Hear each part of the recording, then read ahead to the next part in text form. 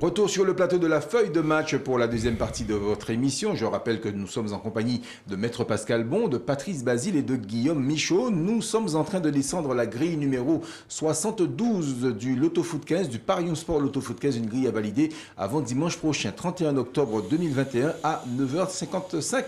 Et cette grille, elle peut valoir 500 000 euros pour peu que vous ayez les 14 bons pronostics. On a eu 11 sur 14 la semaine dernière, 13 sur 14 la semaine précédente. Je me dis que le 14 sur 14 est peut-être pour cette semaine. Alors messieurs, on continue. On avait dit qu'on irait à Montpellier. On y va. Montpellier qui accueille Nantes. Nantes qui est invaincu à Montpellier depuis 5 déplacements. Les Nantais qui sont pas mal. C'est vrai que les protégés de Comboiré ne sont pas mal. Au regard du classement, ils sont d'ailleurs 7e. Montpellier 13e.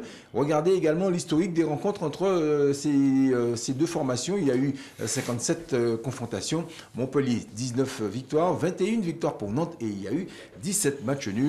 Je vois bien dans ce match ouvert, un pronostic ouvert, victoire de part et d'autre. Maître. Voilà, moi en tout cas je vois une équipe de Montpellier qui se défendra bien à domicile. Je ne sais pas pourquoi. Et je vois aussi Nantes un peu ralenti dans cette espèce de dynamique. Très intéressante parce que je trouve ça intéressant que Montpellier ait laissé partir ces deux pépites et malgré tout on a vu que et puis il y a une discussion, je l'avais entendu cette semaine, on a ce Savanier que tout le monde espère au moment dans son style de jeu, c'est peut-être ça qui pourrait apporter un plus à l'équipe de France carrément, parce que c'est un milieu de terrain qui un 10, un vrai 10 buteur et puis sûr et puis voilà, même dans les moments compliqués, on sent que, voilà, pénalty de Savanier, centre de Savanier, coup franc Savanier. Enfin, moi, je trouve qu'il est intéressant, ce joueur. Et c'est pour cela que je vois soit un match nul, ou soit peut-être, effectivement, une victoire à l'extérieur de Nantes. En tout cas, moi, je vois un beau match parce que Montpellier joue avec un football très rafraîchissant, je trouve. Et Nantes, j'ai toujours fait l'éloge de Nantes depuis le début de cette émission.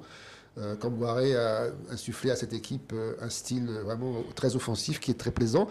Alors, d'un côté, effectivement, on a des Héroltais qui sont inconstants un petit peu, qui ont été battus par Monaco dernièrement. De l'autre, on a un autre qui est plus conquérant, plus ambitieux dans le jeu. On a Ludovic Blas qui est très très bon, qui marque des buts, qui est un peu la jauge de l'équipe, on va dire ça. Et puis, effectivement, il y a Savanier en face, etc. Donc, moi, je sais pas, je crois que c'est effectivement un match qui peut déboucher sur du nul. Même si Nantes, avec son audace habituelle, peut éventuellement aller chercher... parce que n'oublions pas qu'il y a beaucoup d'absence à Montpellier au niveau de la défense, notamment. Et je pense qu'ils peuvent être handicapés par cet élément-là. Donc, allez, en tant que parieur, je dirais peut-être Nantes gagnant en prenant un petit risque. Sacré risque, moi je vois plutôt Montpellier parce que c'est à domicile, TG Savanier c'est pas mal, malgré tout ils ont quelques automatismes, donc ça peut être intéressant, mais c'est vrai que la dynamique est quand même plutôt pour Nantes, ils ont 3 victoires sur les 5 derniers matchs, 1 nul, 1 défaite, tandis que Montpellier c'est 2 nuls, 2 défaites, 1 victoire, donc c'est un petit peu moins bien. Donc j'imaginais 2 hypothèses, soit effectivement un match très bataillé, un nul ou alors une victoire à domicile. Il fait pas très beau en ce moment sur Montpellier. Quoi. Non, vous avez compris. Le match suivant, match numéro 6, les amis, nous allons à Bordeaux. Bordeaux-Reims, oui, c'est la rencontre du bon vin et du bon champagne. Bordeaux qui n'a plus battu Reims à domicile depuis le 21 janvier 1978. Et oui, Saint-Étienne, enfin pas Saint-Étienne, mais infographie, regardez. 25 victoires pour Reims, 22 pour Bordeaux et 13 matchs nuls. Vous allez me dire que c'était avant, mais un historique reste un historique. Je resterai quand même avec modérément, sur une victoire du vin contre le champagne. Mais c'est vrai, moi je vois aussi dissiper toutes ces bulles à domicile. Je trouve que, voilà, on a vu, on a été patient, mais on voit qu'il y a du mieux chez Bordeaux de semaine après semaine. Il faudrait que, je pense, ça puisse se traduire enfin par une victoire, parce qu'ils ressortent de 2 matchs nuls, où c'était intéressant, contre Nantes, et quoi que c'était Reims aussi, enfin, 2 de ces clubs, et c'est vrai que face à Reims, je pense que là, Bordeaux pourra avoir les moyens de pouvoir gagner à domicile. Moi, je vois une victoire sèche, pas de couverture partielle de Bordeaux à domicile. Alors moi j'ai élu ce match, le match bof de la semaine, parce que franchement, quand on regarde les deux équipes, l'une 17e, l'une 16e, et ce qu'elles ont produit depuis le début du championnat, franchement, je ne sais pas ce que ça va donner, mais ce match-là, j'ai pas envie de le voir. En tout état de cause, Bordeaux aujourd'hui est une équipe qui a abonné au match nul. Hein, ça c'est clair et net. Tu avais raison en disant que il faut vraiment taper sur le match nul avec cette équipe-là. Depuis 4 matchs, hein, ils ont fait match nul.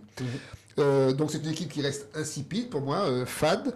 Il y a un seul buteur éventuellement qui surnage, c'est Wong, c'est celui qui marque de temps en temps quelques buts, mais malheureusement il est blessé. Alors là, s'il n'est pas là, qu'est-ce que ça va donner?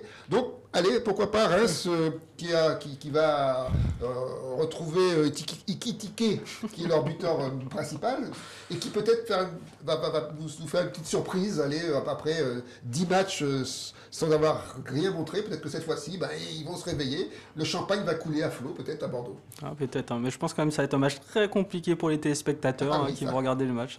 Faudra vous parler café. Sur les 5 derniers matchs, effectivement, pour Bordeaux, il y a 4 nuls et une défaite contre Monaco, donc la dynamique elle est vraiment pas terrible. Et côté Reims, on a quand même 3 défaites, un nul, une victoire, donc c'est pas tellement mieux. Bordeaux, c'est nul à domicile, je le dis souvent, et là c'est encore plus le cas, clairement. C'est un match, on risque même de ne pas avoir beaucoup de buts tout court. Je vois un 0-0 sur ce match-là. 0-0 sur ce match-là pour Guillaume Michaud. Le match suivant nous emmène, messieurs, en Italie. Après le vin et le champagne, on va peut-être déguster un bon plat de pâtes avec ce AS Roma Milan AC. Le Milan AC est vaincu depuis 3 rencontres face à la Roma. Et puis en matière d'historique, regardez l'infographie entre les 2 rencontres. 161 confrontations, 71 victoires pour le grand Milan AC, 38 pour l'AS Roma et 52 matchs nuls entre les 2 équipes. C'est peut-être effectivement une vraie commedia dell'arte qui risque de se jouer ce dimanche. Je vois, pour ma part, une victoire, la victoire de part et d'autre, elle choisira forcément son camp. Moi, j'ai choisi notre équipe là-dessus. C'est vrai que on dit commedia dell'arte. Moi, je vois bien effectivement un événement majeur. Ce sera contrairement à Bordeaux-Reims.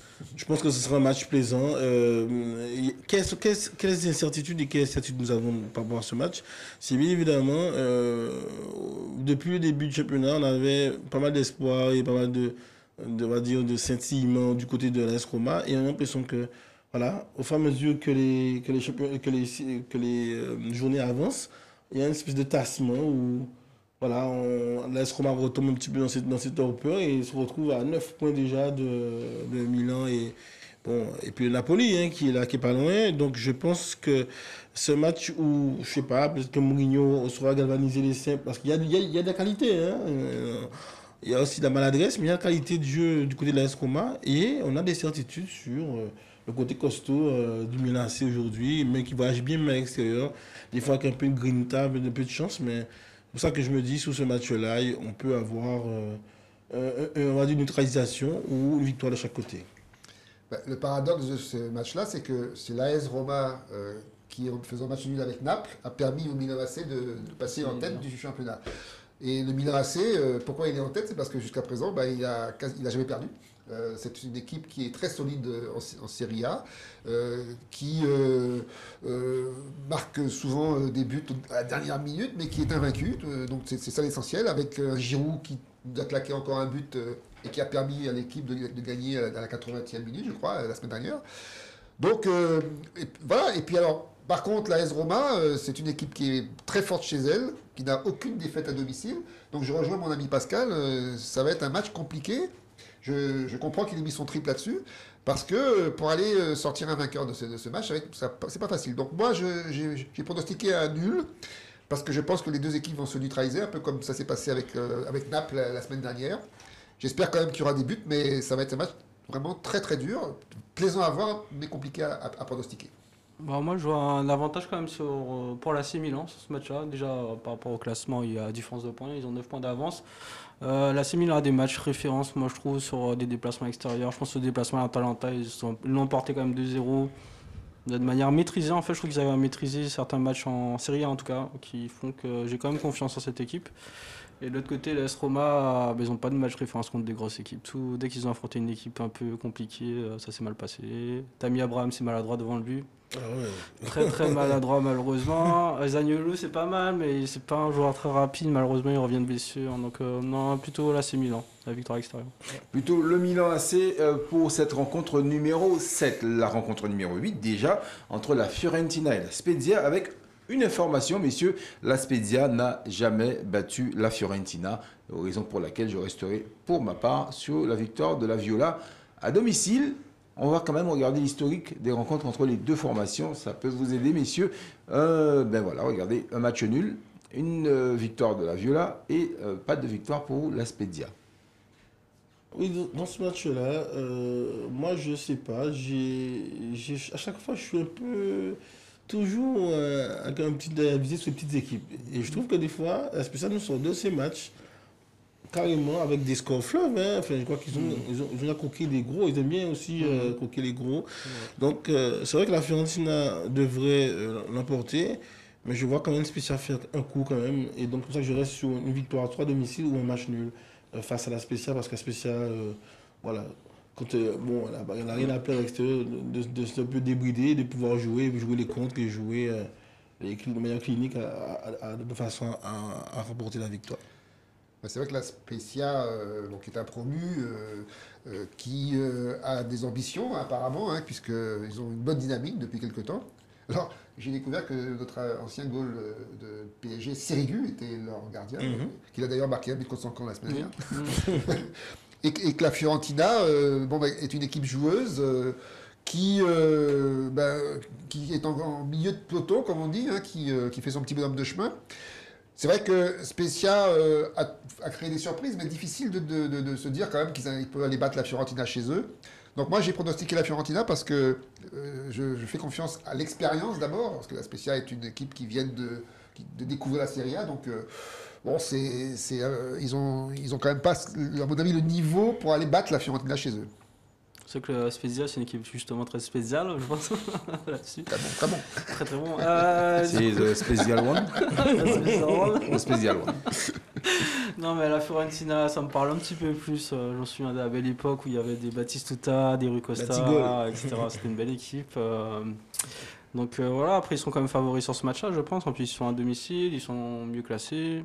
Donc et en termes de dynamique, bon, ça se joue. Hein. D'un côté, il y a 3 défaites, 1 nul, 1 victoire, et de l'autre, il y a 3 défaites, 2 victoires. Donc bon, c'est pas ça qui va nous donner le résultat, mais plutôt victoire à domicile, Fiorentina.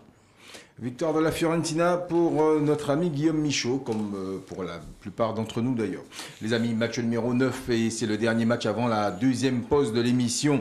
On va partir à la Salernitana qui reçoit le Napoli. Et bien des Napolitains qui sont bien obligés de remettre en route, de réembrayer. Ils ont de la chance puisque la Salernitana n'a jamais gagné face à cette équipe du Napoli. Regardez les statistiques. 5 victoires pour la formation napolitaine. 3 matchs nuls et aucune victoire pour la Salernitana. Oui, moi je fais confiance au Napoli. Hein, et il est signé. Donc on a encore marqué aujourd'hui. Donc c'est quasiment un co-leader. Hein, je veux dire, face à Bologne aujourd'hui, ils ont 3-0. Bon, à mi-temps c'était à 2-0. Avec voilà, voici un prétendant au titre sérieux cette année. Donc face à l'équipe, je crois que c'est Ribéry qui joue là-bas. C'est ça. Ribéry qui joue cette modeste équipe. Bon, 7 points, hein, on va avec après le 19 ou je sais pas, 18 points qui séparent donc ces deux équipes. Je vois le Napoli à l'extérieur. Voilà, un grand patron, puisque voilà, elle a pris mon rythme. Il y a Milan et Naples sont largement dans des certitudes par rapport aux autres gros du Calcio. Oui, je suis un peu de l'avis de Pascal. C'est vrai que ce match-là, c'est vraiment un des rares matchs de la grille où on peut avoir des certitudes. D'abord parce que on n'a jamais caché que Naples, cette année, avait véritablement une ambition de champion. Hein. Ils ont été retardés dans leur course au titre par AS Roma, justement, AS Roma la semaine dernière, avec un nul. Mais ils ont tout ce qu'il faut pour aller remporter ce titre cette année. Et je pense qu'ils ont bien compris qu'il ne fallait pas traîner en route. Donc malheureusement, la Salernitana, qui a un petit peu un nom d'une pizza, va se faire manger malgré la présence de Ribéry. La napolitaine aussi, c'est sûr. Oui, aussi. Très simple et très bonne. Tu vas trouver beaucoup de pizza, je pense. Alors, d'ailleurs, je suis très heureux de vous retrouver Ribéry là, parce que ça prouve que c'est un joueur qui se passionne pour le football et il est prêt à tout pour continuer à jouer, c'est bien. J'espère que ça va réussir pour lui. Mais malheureusement, contre Naples, ça va être compliqué, donc sans aucun problème pour moi, Naples gagne ce match. Effectivement, il y a un différentiel entre les deux équipes, hein. Naples, c'est depuis le début de saison, ils ont tout gagné sauf le dernier match à Rome. Et encore, je trouve que j'ai mis le nul, mais honnêtement, il y a eu des poteaux pour Naples, ils méritaient de gagner largement. Et Salernitana, mis à part Franck Ribéry, je pense qu'on ne connaît pas de joueur là-bas. Donc victoire de Naples à l'extérieur, qui reste sur sa dynamique, je pense. Ouais, et bien nous aussi, on va rester sur la même dynamique. Vous ne bougez pas, messieurs, vous revenez juste après cette dernière pause, enfin avant la fin, la troisième partie de l'émission, et vous allez voir qu'il y a ce client sérieux qui attend Maître Pascal. Bon, à tout de suite.